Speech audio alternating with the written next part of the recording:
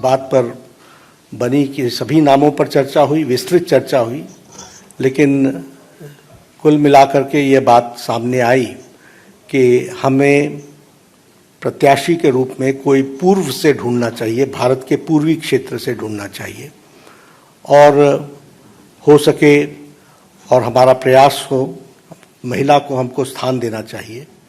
और आज तक कोई आदिवासी ट्राइबल प्रत्याशी राष्ट्रपति के रूप में नहीं आया है, इसलिए हमें ट्राइबल पर और पहली बार कोई ट्राइबल को भारतीय एनडीए की तरफ से हम कैंडिडेट बना सकेंगे, ऐसा संसदीय बोर्ड, पार्लियामेंट्री बोर्ड का मत था।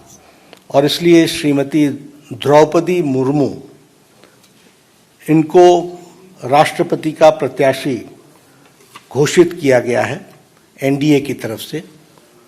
और हम सब जानते हैं कि श्रीमती द्रौपदी मुर्मू जैसे राधाकृष्णन जी शिक्षा से जुड़े हुए थे, सर्वपल्ली राधाकृष्णन राष्ट्रपति के रूप में, उसी प्रकार द्रौपदी जी का भी जीवन आजीवन शिक्षा से जुड़ा रहा और वो टीचर के रूप में, शिक्षक के रूप में उन्होंने अपना जीवन प्रारंभ किया। बाद में वो काउंसलर भी बनी और वाइस चेयरपर्सन रायरंगपुर की बनी और उसके बाद उन्होंने एक लंबा अरसा विधायक के रूप में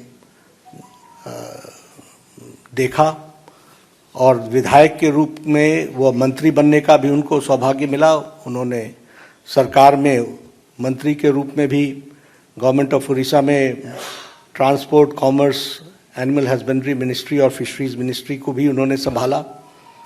और सबसे अच्छी बात यह भी रही कि उन्होंने Neelkanth award for best MLA 2007 का वह भी उन्होंने अर्जित किया, उनको मिला।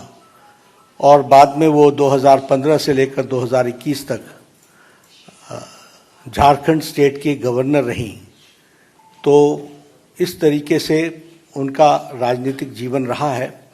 एक बहुत ही संवेदनशील महिला नेत्री जिन्होंने शिक्षा से अपने आप को जोड़ करके जीवन में आगे बढ़े और जो जो जिम्मेवारियां उनको दी गई उन्होंने बहुत उत्तम तरीके से उसको निभाया है।